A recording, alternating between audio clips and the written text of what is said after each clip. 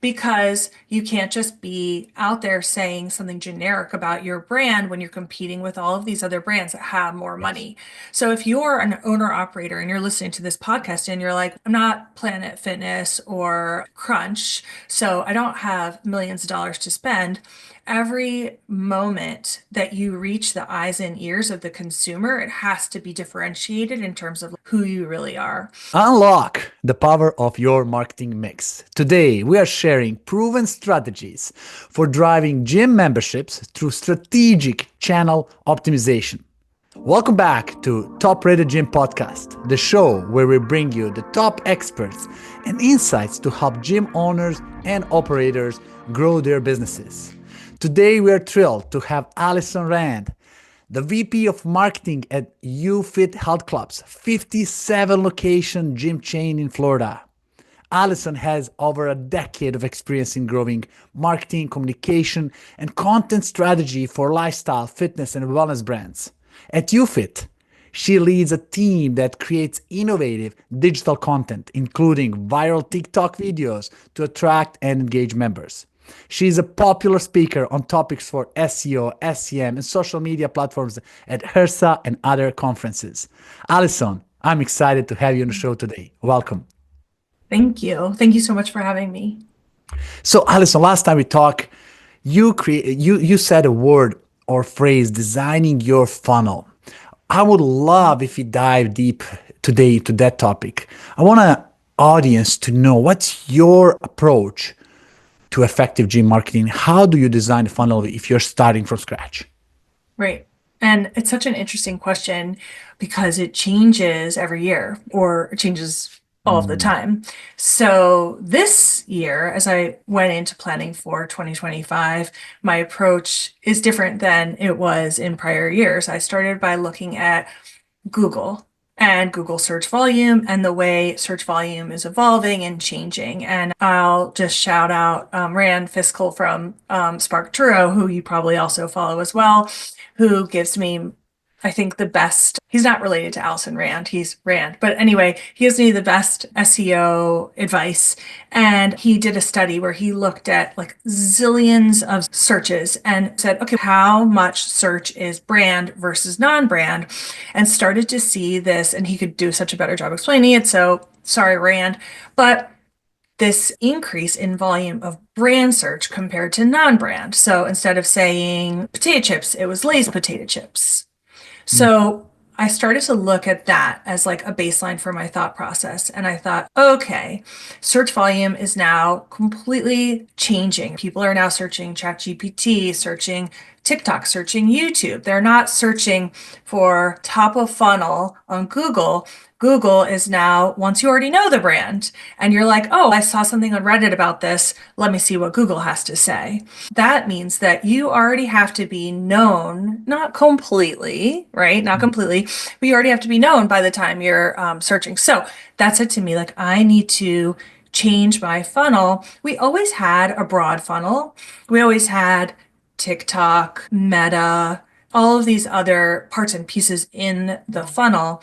But we said now we're going to need to really think even more about getting that brand awareness before we get them into Google. mm. So, believe it or not, we even went back and did a large direct mail campaign this year. And what cracks me up about direct mail, look, I have it here, it's so beautiful, is Mhm. that people bring them in. I don't even check my mail, and people are taking our mailers and bringing them into clubs. But that's not really like the focus or the passion in my life is like making direct Mm, mail. Really, obviously, like digital and digital funnel is like where my heart lives. But we said we need to get into these people's brains in other ways before they search. So that's where we really started with approaching our channel. And then we said, but what are we saying that's different or interesting? And that's when like story time really comes into play.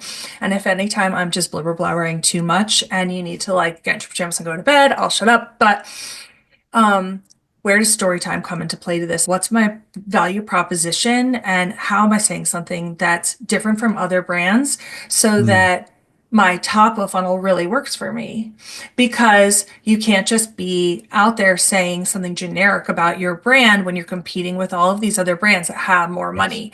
So if you're an owner operator and you're listening to this podcast and you're like, I'm not Planet Fitness or Crunch, so I don't have millions of dollars to spend. Every moment that you reach the eyes and ears of the consumer, it has to be differentiated in terms of who you really are. So we went through Mm. this whole brand proposition exercise where we literally, my team spent 2 days in a room kind of fighting with each other about it to get to a point where we were like, what do we want people to think about us? And what is it we can really deliver on when they get into those four Mm. walls of the gym? So we narrowed our brand proposition and then we started to really work from a high level on what our television spot would be. And then the television spot, our spot this year was called My Crazy Ex Gym. And it was a play on getting into other gyms and seeing like how you get nickel and dime for everything, but you can have it all. And you can see it. I pinned it onto the top on my LinkedIn page. But it Mm. was really about being fun, being different, but really telling people this is who I am. And that kind of goes into this idea that when you're putting your content out on Meta or YouTube, you really want to be thinking about your thumb stop ratio. How are you going to get someone to stop? Listen to who you are, right? Because at this point, you're at the top of Mm. the funnel. People don't know who you are and they don't care. You have to get them to stop, drive the attention, and make your message clear. And then everything from there just distilled down, right? Once you have your top of funnel and your messaging locked down, then what am I going to say and what am I going to do on all the other channels? And lastly, in that, great, you made a plan. That's awesome for you. But what are you going to do on the 4th of January, the 5th of January? You're not going to go to sleep Mhm. and wake up at the end of January. You're going to look at the numbers and just start to push pull on every decision you made. For example, if you're in Google and you're like, okay, we're driving towards the 3 day pass versus the join. Am I getting the right amount of leads into my Mhm. 3 day? So we have a 3 day pass, right? Sure. So we're driving a lot of leads into our 3 day pass, but are we driving enough people into our join funnel, right? So if you're a gym and you have your join online, the best thing they could do is just join. Mhm. But if they don't know who you are, they might not want to. So is it better to drive them into your free pass, get them into the club, and have them join? That's going to vary for your club, your sales process, your price point, right? So you need to test what drives the most leads and then what drives the best conversion and push pull on that Mm. for every channel and every part of the funnel. Are you talking to someone who's never been to your site or are you retargeting someone? So Mm. that's a really long 20-minute explanation. Hope it's And not I'll too tell long. you what you said very differentiate than what I heard before. Google is not a first touch point. People come on Google to verify, search about you, and search the brand. And when you comparing traffic that goes towards generic keywords like gym versus traffic that goes towards a brand like YouFit, you use a chips as example. Do you summarize all the brands out as a search traffic, like you use YouFit and you use your competitors' keyword to see those trends, or do you just use your brand as a keyword search? I would consider competitive terms to be part of non-brand. And then I would look at YouFit, not just in terms of how non-brand is performing on my Google strategy. Mm-hmm. I would use branded search as an Yeah. indicator, not only of how YouFit branded search is performing, because that's really important, right? How do you structure your branded Google account? But also how much of the non-attributable traffic is going into YouFit, going Mm. into Google and seeing your ad and clicking on it. So like that non-brand, you're just like, oh, someone searched gyms or another gym and they found me and they clicked on it. But in case of someone actually typing in YouFit gyms, Yeah. they could be looking for YouFit from Google, or they could be looking at it because they saw it on Reddit, they saw it on TikTok, right? Maybe they're already a member or they have a friend who's a member. What I look at for my branded volume is awareness, right? Mm-hmm. So I want to see awareness increasing, even though some people say, oh, well, you shouldn't have to pay for brand Mm-hmm. because you can get that organically. We still do a lot of brand and we use it as an indicator of how well everything else is doing. Got it. So it's So almost let's like testing the say, pulse of the market. yes. So Hmm. let's say one point last year we pulled back on programmatic display. Will you say that again? Which ones? Okay, so like last year we were running a lot of programmatic display. Got it. And programmatic display is, I think, really annoying because the attribution window is long and it's based on someone like scrolling on a website and it feels a little like BS to me. So what we said was like, let's just turn it off and see the Mhm. impact on branded search.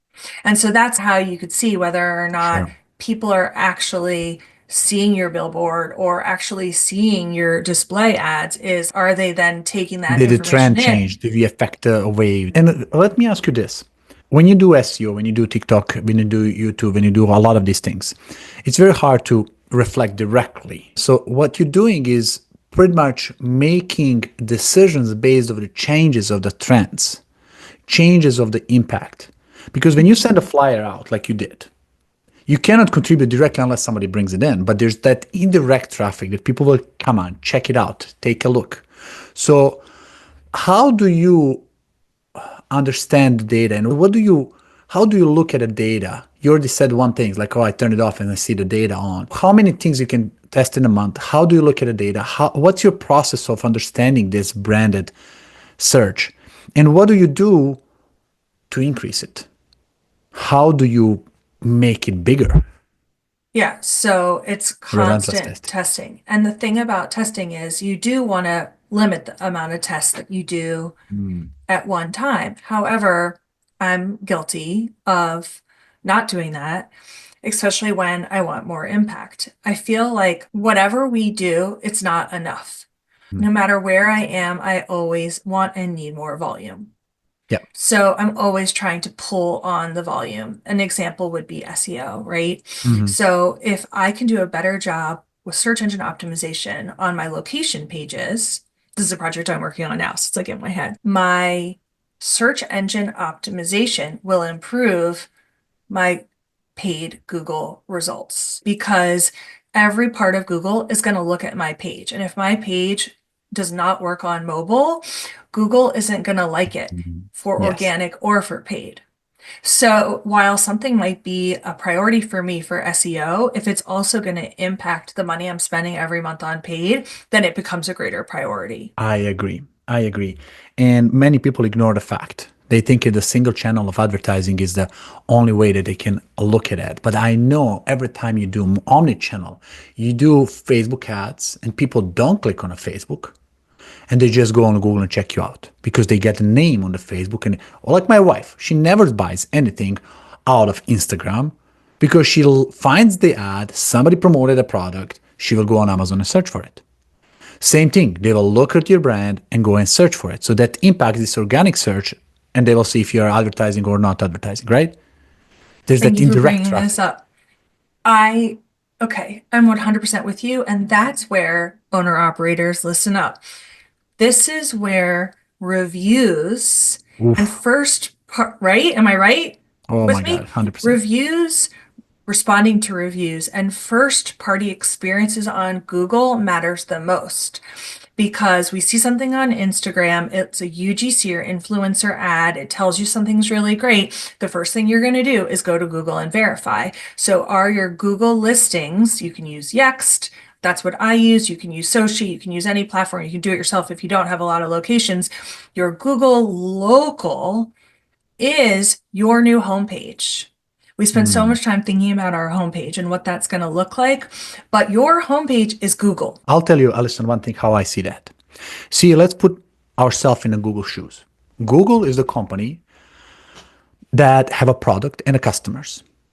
Product for Google is business. Customer is the person who is searching for it. Mhm. Their job is to offer the best product to their customers. So the customer, person who is typing a search query, is their customer. They're not their Mhm. product. They're the one who is going to be clicking it. Product is the one that they'll display to the customer when they're searching it. Now, if you're Google, you're thinking like, I have a ton of product. My inventory is packed. Which top three product? Because I only have top three. in Google Map listing. It's only top 3 listing comes up. As a Google, how do I position my top 3 product that I make sure I serve the customer? I don't care about companies they're advertising. Product is irrelevant. My customer is number 1 priority. So how do I serve my customer with top 3 products? And you're right, they'll use the reviews because they don't want to make assumptions. They'll see what everybody else thinks about that product and use that as a leverage to say quantity, frequency, and recency. How recent, how quality, what's the quantity of them? And they'll make it in competition. Of course, distance plays the role, how far is from the IP address, and many other things. But also every whole experience, like SEO is a science, but it's not complicated science. It's algorithmic science. It's not wishful thinking. It's a known set of rules. Like you said, mobile experience. If the people takes 30 seconds to open the page, bye-bye. Google doesn't want to promote a product and nobody can come and open it. It's almost selling the product that's wrapped up 20 times and you get pissed off by opening it and you can just give up, right? Nobody likes wrapped product that they're 20 times wrapped up. This is the same experience. Right. So, and all omni-channel works. You cannot have one piece and another. I got to get your confirmation. A lot of people think funnel is something like this. It goes from the top wide and narrows it down. I think it's totally wrong assumption. Whoever drew that chart is wrong. I think it's more like a rock climbing. And rock climbing, where you're climbing, the lead is climbing, and on top of that is your brand, and climbing up. One mistake, and you're off the chain. You're out. Because it is scary. Because if you see it, it's like a chain reaction. You can have a good ad, you can have a good landing page, but if your lead capture doesn't work, you're off the chain. You're falling off the cliff. You can have a good lead capture, but if you don't have good follow-up, you're off the chain. You might get follow-up, but if you don't have good sales process, you're off the chain. So it's opposite. Yeah. Not funnel. And funnel is like gravity is pulling everything down and then eventually everybody gets in. No, I think what you're saying, it's so interesting and it's right because there's no gutter in the funnel. If you're bowling, a gutter, like a That's right. There's no safety lines. There's no gutter. Nobody brings them back. So you just go in the funnel and whoosh, you're done. Whereas in your visual is wrong. Right. In your visual, like I'm almost thinking it's like a plingo gut, like a bowling situation. And at any point you fall into the gutter and off you go, you get 0 points. Yeah, it's like no effort. You just roll it out and without effort, stumbling in. It's like rock climbing. You gotta fight for every connection to get them to the top. It's so much more effort. That's why small percentage of them convert from the traffic to the lead, to the customer, to the member. Yeah. I was talking to somebody this morning about it, and I do think people at the end of the day, they want a gym near them. So to your point, you're in Google and you find one that's near you, and that's like where you're going to start because that's what's most convenient. But now with the competition that's out there, there could be many locations near you. And that's where the fight starts, I think, right? It's would you drive 10 more minutes for these extra amenities? So I feel like you capture a certain amount of people just based on where you are. And then there's this other piece that is really the fight. Those are the people you're really trying to fight with to get your brand proposition into their heart. And out of the whole funnel, from the top to the bottom, where do you invest most time? From the brand to the traffic to capture to the conversion to the sales process, because YouFit is a competitor in the market. Every time I live in Florida, I talk to Florida gym owners as well, boutique gym. I'm like, yeah, it's easy for YouFit. They're low cost, high value. Like, how do we compete with them? Because your price is never objection. They cannot come to you and says it's too expensive, right? But it's different roles. So I want to, from your perspective, see what is your focus in marketing? Where in the funnel do you spend the most time focusing to grow that part? So the majority of my focus is on the money I'm spending and getting my company a return on that spend. And I have a performance marketing manager. So like a lot of smaller gyms aren't going to have maybe like the amount of internal team that we have to really put into this. I have an amazing performance marketing manager named Aaron, who is like just a genius. Our president says some people just read the brochure, but Aaron read the book. Like he knows everything. So I'm really lucky to have that. And we talk a lot about our Google spend. And optimizing that spend because that's that one moment where you're really capturing them and moving them into your funnel. Google is in a big part of our budget, but I'm going to caveat that as a marketing department, Meta is where we put the most of our time and energy because we have to create video content. So you're an owner operator and you're like, yeah, now I understand that I'm not going to be as successful as I would like with Meta unless I create video, and video costs money. And then that's an overwhelming proposition. But luckily, you can create cheap video because we see that UGC style video is what performs. So you don't have to create like a $50,000 commercial with fast-paced music and people just like working on your club like we used to create, right? Those like fashion videos. High-end edit quality. And UGC, for you guys who don't know, is user-generated content.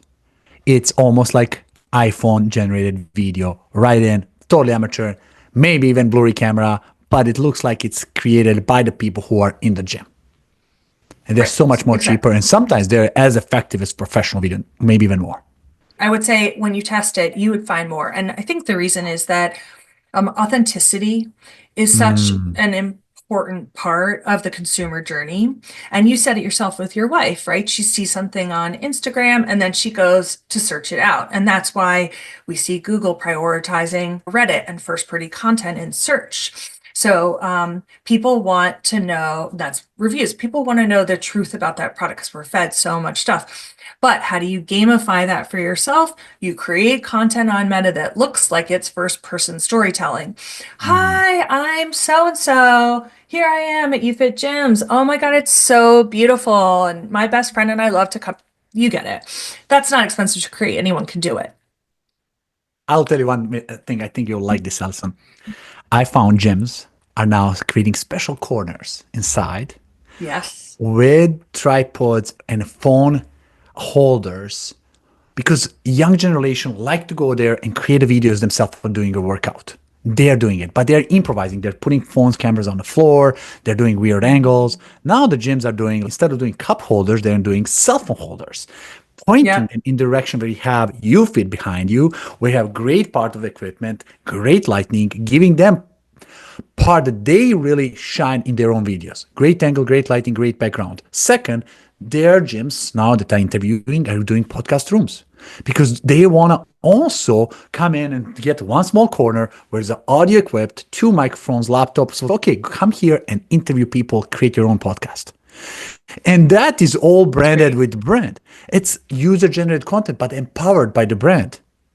Go out and do it. It's super simple to do it. Costs you $20 to attach the tripod and boom, you have viral content out.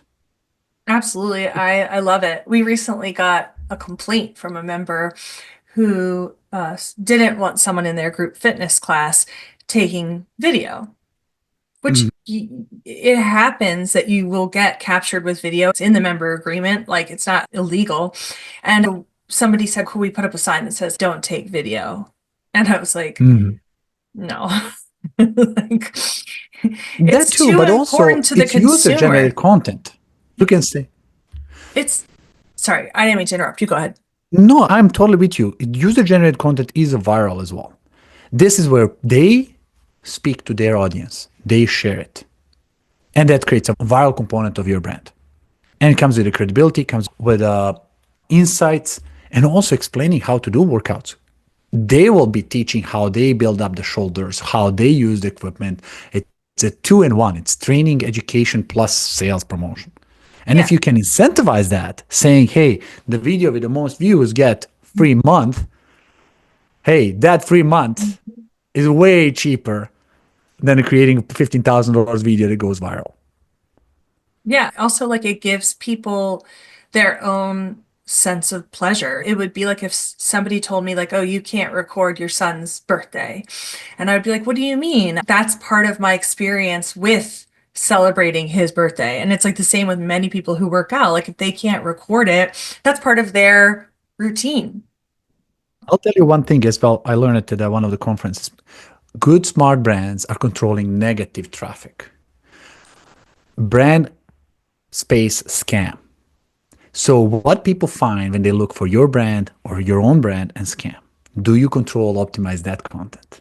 And I know a lot of brands because people will search it. There's so many skeptical people out there. They'll look for what's wrong with the brand just to give themselves a reason not to sign up. Mhm. But if you put a message, X brand scam, and then they says, oh my God, I thought this brand is scam. And then you explain the story, how you went in with the assumption that it's scam and totally proved them wrong or yourself wrong. It was like, oh my God, I was wrong. Boom. But that keyword came on the top of the Google and Yeah. people read it. It's almost like iPhone 16 came out. It's like the 5 reasons why you should not buy iPhone 16. And then you read it and it's all reason why you should buy it. Yes. Yeah, that's why creating like a lot of UGC content testing and learning is so great, because you could do an ad like that, an ad that's more traditional, an ad, whatever, test it all on Meta and see what converts. We did a test with Google where we did exactly what you're saying. We created a website, and the website was like best gyms in Florida. Guess what? YouFit won. And then That's we did exactly right. ads to that site, and then that site funneled traffic to YouFit. But it's all about testing it to say, am I going to get more traffic going direct, or am I going to get more traffic funneling into this site and then funneling over? Test, learn, figure out what works for you. That's right. So, guys, relentless testing, consistent testing, being disciplined in testing. There's And no, oh, I do A and B test, B1, I'm done testing. No, no, no. There's a B, C, C, D, D, E. Like you got to keep testing it all the time, never ending, never done. And then keep doing it again. And what I like about your approach is data driven. Look at the data, make decision, move on, do it again. It never ends. So let me ask you wait, this. hold on. I'm sorry. Please. Before you move on, I just want to add one more thing to that, which is Yes. stay in tune with the Google and Meta betas and the new releases and test them. So don't wait for someone to bring it to you. Meet with your Google rep, meet with your Meta rep, and read the betas and test them. So like when Advantage Plus came out, I'm like, oh, I want to test that. And everyone's, it's probably not going to work for a gym. And I'm like, let's test it and find out. And in our case, it did really perform. But you don't have to test it with $1 million. You can test something with a small chunk of your money, but you really won't know until you try it. But you can't try it unless you're staying on top of everything that's coming out. And it's worth doing that. And it's easy enough to stay on top of this stuff by just getting on the mailing lists for like newsletters that report on this kind of stuff. That's right. That's right. And if you're lost to play, you might lose it because everybody else is already taking advantage of it. You got to be curious about all these new tools that's coming up. And AI is coming up in a big way. Yeah. If you're not testing AI now, if you're not immersing, if you are waiting 2 years, you'll be behind.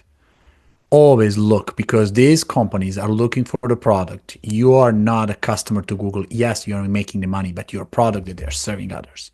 You're a sponsor product in their world, or optimized if you know how to do it. Now, let me ask you a difference. See, you have tremendous experience working directly with your brand or other brands, but also working with agencies who are helping you to optimize it. So how do you evaluate or manage agency relationships? What's your opinion working with agencies, not working with agencies, in-house versus agency? Yeah. That's such a great question. I think in-house is a solid, awesome option if you have someone on your team like I have, Aaron, who knows the platforms inside and out. But in most cases where you're a gym or even a larger gym where you don't have that person who knows everything, I would look towards an agency. And then from there, there's two options. You could go with one agency that does everything. So there's benefits to that, right? Because that one agency can leverage what they've learned in Meta to tell you what you need to do in Google. And a lot of people really go that way. And if it's right for you, then I think that's the way to go, especially if you have a small staff and you don't have time to manage multiple agencies. The other variation on that, which I'm a fan of, I'm not doing it right now, but I'm a fan of, is having best in class for each. You choose your best in class Google, your best in class Meta. All they care about is Meta, and they know every little new thing, every content nuance. Like I love that approach because then you have agencies fighting for each other's money. I have to do better than Google because I want more share of the total YouFit. I personally love going that way, but you do lose out on that worldview. And so if you don't have anyone in-house who can help you see the worldview of all of those channels and how they're working together and against each other, then it's better to go with one agency who you think really understands each channel. Because there's always mix. People see the ad, they go on Google, they check it out, they generate traffic. People see the traffic on the Google, they click on it, they create retargeting pixel.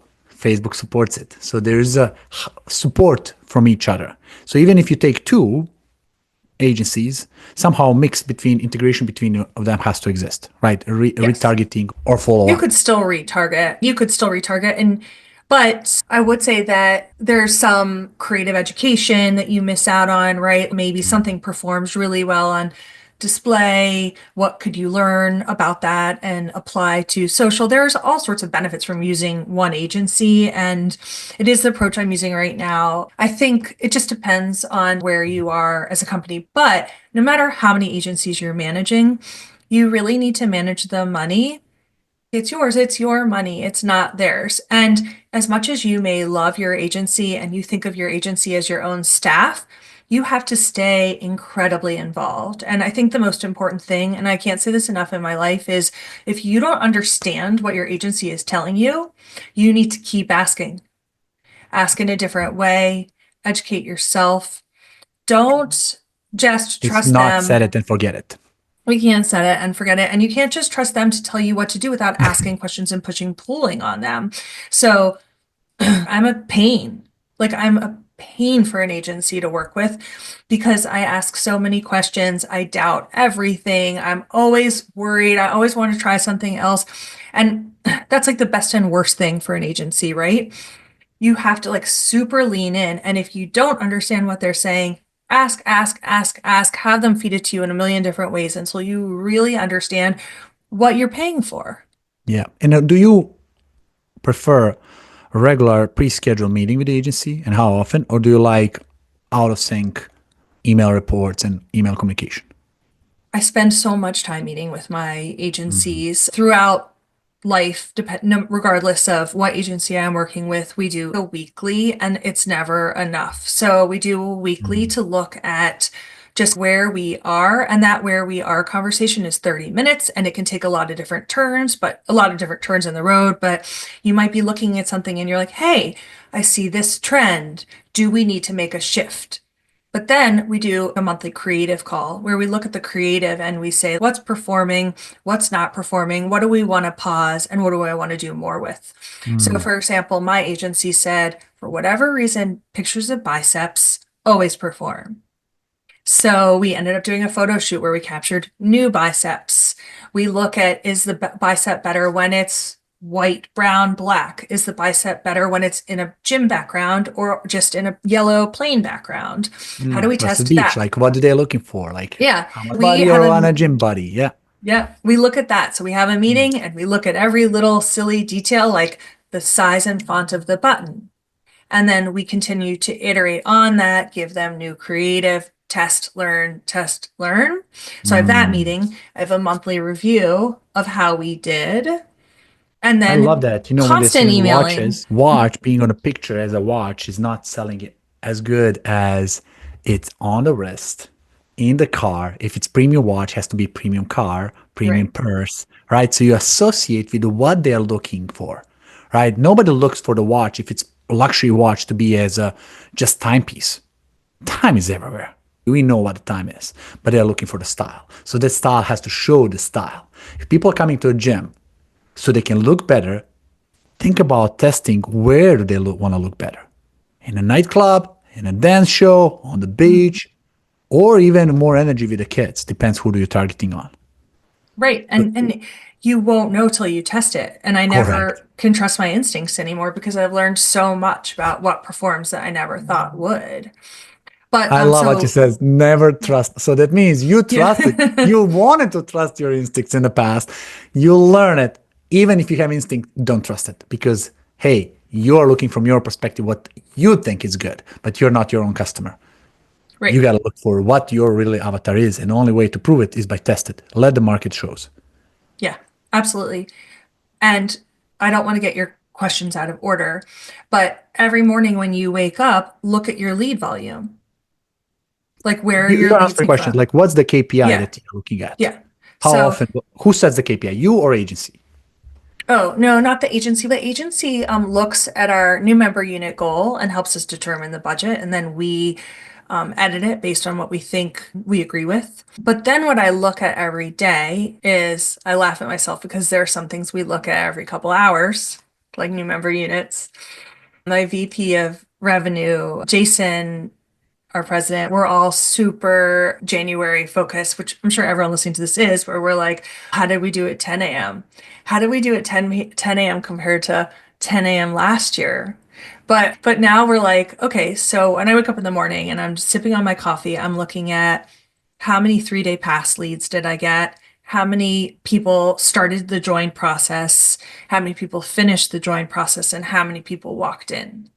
And Hmm. then I look at each channel and I say, like, how is each channel performing to understand how much money did I spend on each channel and what did I get? And I might not make a change based on that. But when I look at the two together in a daily state, then I can say, okay, so for example, right now, I don't have enough of a conversion rate from my 3-day pass. So I need to push more people to the join. I need to push more people to online join. Hmm. And then I'm like, then am I going to lose leads? So Yeah, all there's of always a that balance. push the balance. Yes, all of that push pull is what you're like playing with every day on different channels. And like maybe what you do on one channel or isn't what you do on another, or maybe you have one strategy for retargeting, but another for prospecting. So all of that comes into play and you're just trying to tweak where can I get more, more, more? Correct. And biggest mistake people do is do a look just small little interaction, like small conversion function element. Oh, I want to see lead capture. We got to look all the way from money being spent, all the way to membership acquired and retention of that channel. Because when you compare money spent with the retention of that channel, we know that Facebook people, especially let's say Groupon people, maybe Mm-hmm. easy to capture, but retention, boom, goes through the window because next deal they're out. They'll look at it, you are getting window shoppers. So understanding the whole picture from how much your money spent, look from the channel, tag them along, and see what's the retention to that channel. That means you're comparing spend with the lifetime value. And Yes. lifetime value, you compare ROI based on lifetime value, not just a comparison to the membership. It's very hard to do it because you need to have a revenue, you need to have retention, you need to have a comprehensive system of tracking at both ends. But companies who do it, they see a lot bigger picture because Google ads can be way more expensive than social media, but they also can be a way more lasting, way better retention, way bigger lifetime value. Somebody who's searching for you versus somebody who's being interrupted social media and just coming in because they felt a need after big launch to lose the weight, right? Right. So yeah, it has to be whole picture. I love that. So when you says you're looking at daily, sometimes hourly, I love that assumption because my CFO, my chairman, who is also helping in Referrizer company, when he comes into company, he instead of looking at the monthly or weekly basis, he implement 3 times a day tracking where he shows the Mhm. whole pipeline, leads, conversion, and signups, and he sends the reports to everybody in the company. Everybody, 3 emails a day, Mhm. morning, afternoon, evening. And everybody knows what's being measured. Everybody understands how is this comparing. And he says comparison week and by month. So it's very important that to get everybody involved. And more often you measure it, the more quicker adoption you can change and get Mhm. everybody involved. Awesome. Yeah, So now, absolutely. Absolutely. Totally agree. And also, it's really fun. I think it creates a sense of January's our Super Bowl, right? And you wouldn't watch the Super Bowl and not have scoring, live yes, scoring. You know what I mean? And it's so there's a you don't want to wait for the end of the game to find out who is winning. there's like a sportsmanship element, like of a team camaraderie of That's right. looking at this like at 9 p.m. every day and going, did we hit? Are we gonna hit? How close are we to hitting? How much further past goal can we get? It's fun. That's right. And imagine the players as well in that game. Yeah. Or if they're losing, they're getting more motivated or frustrated, or they are like, let's get our game together. Everybody has to be involved. Coaches, people on the bench, people on the field, people in the audience. It's a sync. So near live data with your business transfer to everybody in the business. It's the game. And you make it as a game. What's the goal? Who do we win? You're competing against yourself. You got to beat your own results. You're your own competitor because you don't know what everybody else does. You have your own numbers. So how do you compare to last year by 10 a.m. or last month by 10 a.m. or put yourself in a chance like Michael Jordan? He never competed with any other player. He only competed with himself, period. So that's the game. I loved it. Now you have 57 of these locations. Allison, how the heck do you roll this out through everybody to make it consistency? Because not every location is in the same market, same demographic, same place. Can we talk about scaling these marketing campaigns across the whole brand? And Yeah, how did you find this? How did you it's solve really that challenge? it's really funny because when I started at YouFit, I had worked at VIDA Fitness, which drives like a really substantial amount of revenue, but was 5 locations. And so I was really used to rolling something out to 5 locations. And then suddenly I'm dealing with 10 times more locations. And my dear friend, the head of operations for the company, Nikki, was like, "Oh, you can't do what you want to do." And I was like, "Oh, yeah, I'll get it done." And then I found out she was right and I was wrong. So I was like, "We're going to do open houses for every location and we're going to do unique content and newsletters for each location." And quickly I found out I couldn't even order helium tanks for every location because like Mm, it was too expensive. I wanted to do YouFit balloons. I couldn't believe how much time I spent on balloons, okay, as like the head of marketing for this company. But I had no idea it would be as hard as it is. yeah. So it's a challenge, right? We do try the best that we can to do things like we have a planogram for each location and tells them like where they need to put the collateral, stuff like that. But it's not the same for every location, right? Yeah. Because not every location has childcare. Not every location has a 12-month contract. Some are only month to month. The pricing is different. So you have to create like Mm, templates and you have to prioritize. And I would say like prioritization is really key because when I first started, we spent a lot of time on things like events for specific locations. And then we look at the ROI and we say, is this effort really driving a return? And if it's not, pull it back and be more generic. So a lot of what mm. we create is universal across all locations, and then we tweak it for the locations with different pricing. Got it. And same as for your agency, right? You have one centralized agency, all 57 participating locations. You're running the pretty much same ads, but they are having their own individual landing pages that leads goes to them. Okay, so this is like a whole can of worms. And so, like, what you have to decide as a paid media strategy is whether or not you want to have a certain budget for each location, or if you want to pull your money into regions. Mm, So, if you pull your money into regions, your money goes further. If you have lots mm. of small budgets, your money becomes less efficient. But Ooh. then here comes the problem. Then I can't declare location A is going to spend $1,000 and location B is going to spend $1,000. Location A and B are sharing a budget, and location A may steal more of the share of that shared budget from the total pot. Does that make sense? Yes.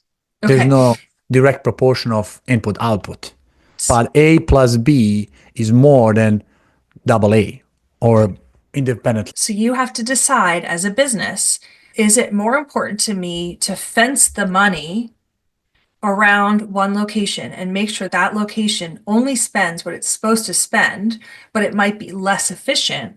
Or is it more important that the whole company has overall more growth and it doesn't matter as much if it's location A or location B? Mm, And that push pull is a very large challenge because sometimes what ends up happening is you have a starving location. mm, And that starving location, so someone might be like, why isn't this location getting? And from there, you could mm, say, are we fencing? Are we targeting it correctly? Blah, blah, blah, blah, blah. But if I'm going after 10 locations with one budget, it is really possible for one location to starve. And then you have to be like, what can I layer on for that starving location to support it? Recently, for Mhm. example, I added some direct mail for some of the starving locations. But Got it. So from my there's a couple perspective, leverages, pointing more traffic, different traffic, adding different things to it. So allocating certain parts of the budget just exclusively to those who are starving. yeah, but I found like doing it digitally is somewhat less effective because Mhm. when you take a budget and you just give it to one location, it's less effective. And if you have a total region and a sidecar individual, then they're competing. Mm, So it is a challenge and it's a give and take. And you have to sit down with your team and say, what are our priorities? true, true. And seeing priorities and also finding the ways to look at the numbers and correct and having alternative options. That's why sometimes having owners with multiple locations is good because now they're a region, now they're benefiting, now they're all in one place. But I'm glad that you're sharing this because definitely there is a benefit of larger budget, larger territory. Google and Facebook are not 100% accurate on locations, IP addresses, and they're not perfect. And if you go back to the beginning of the story, not all location has the same Google ranking. Not all locations Mhm. have same competitors. One guy have no competitors, they'll go, there's no low cost, high value gym in my place, I'll take it all. Other guys comes up, oh, there's two competitors offering the same price. Of course. And maybe I'm less rated on Google when I'm checking in and traffic goes to competitors. So there's a lot of these variables that you guys have to check it out. Love what you're saying. Now, time flies. We can talk about this all day long. My God, it's gonna be guys continuing season two with Allison here. I don't know, Uh, I don't know, is anyone awake or did everyone just get really stressed out and pass out? You know, like, no. This is for me. It's exciting because no, I I love love talking this stuff, marketing. but it's a lot. And I think as a smaller business, sometimes it's overwhelming to think like, Mm, how do I mean, kudos to anyone listening and educating themselves because that's the first thing you've got to do is get educated in what's happening and talk to others, connect with others at places like Tech Summit and HFA where there are other people you can share ideas with. But it's a lot. yeah, keep educating yourself and keep drilling those agencies because Yes. their job is responsible. Let me tell you from the agency perspective, agency side will look at all their clients and they'll give you as much time as loud as you are. If you're quiet and satisfied and you don't complain, they'll say, okay, this is easy guy, we'll give them one meeting a month. But if you care, they'll care as well. If you demand, they'll demand as well. If you don't, people respect what you inspect. If you don't inspect, they will not gonna inspect their own side because they'll get report, they'll look at it as a default SOP, they'll move on. But if you start asking questions, they will have to find the answer. And when they're looking for the answers, they'll find opportunities. And that's how you gain a lot more. So that's the resource you can take it to the Preach. next level. Yeah. 1,000,000%. I So agree. you learn so much about marketing. Now people are thinking like, oh my God, this is a lot. Where do I start? So tell us some of the resources. If I'm a guy who is in marketing and wants to learn things that you know, where do I go? What podcast, what conferences, what books, what resources, what mentors would you recommend? I think your podcast is a good one. So everyone, you're already here. That's awesome. Like I mentioned earlier, I follow Rand Fiskel's podcast. He's the guy that was responsible for reporting on the Google leaks a while ago. And Mhm. his product is called Spark Churro. And I follow him on LinkedIn and his blog because that's really where I learned the most about Google. And I used to work with this phenomenal agency called Ready Set. And I would follow them on LinkedIn because they put out really, really good updates on what's happening in Meta. Mm, And then I would go onto the Meta and Google websites and find their betas and where they're publishing news and updates and follow that. Also get in touch with your reps and become friends with your reps mm. because they will let you in on. I don't know how many of you guys know that there are specials and offers for being part of betas. Become friends with those people and find out like how you can benefit from You're talking testing. about reps. You're talking about Google, Facebook reps, right? Yeah. There you go. Yeah. And the guys, from their perspective, they need you as well because I you're mean, the they're selling us stuff, right? Exactly. They're selling you, but they're also testing beta. You're their feedback. They'll hear you. So if you're in a beta world, you're giving them feedback for something that works and doesn't. They're putting to their product team and they're modifying their product based on your feedback. It's almost having your custom development team inside of Facebook and Google doing it what you give them a feedback for. So it's almost like shaping it for your likings. That's why it's cool. Absolutely. Absolutely. And I really lean on my Google reps for their opinion on what I'm doing. And we don't always go with what they suggest, but I always really like to understand their point of view. Love that. Guys, this is the resource. Go to the source, Yeah. not interpretation. Go to the source, but the source is a product that they're selling you. So then you got to gut check it with the other experts, right? Because I love my Google reps, but they're also in charge of getting me to spend money on Google. So I listen to them, I learn from them. And then just like the funnel and everything else, like then you verify, first person verification. There we go. So take information from them, but do your own homework. Audit, Yes. review, test, validate, and then move on. Awesome. I gotta say, Allison, you're a gem. You're something. Your wisdom is incredible. And thank you for not being selfish, for giving it out without any holdback.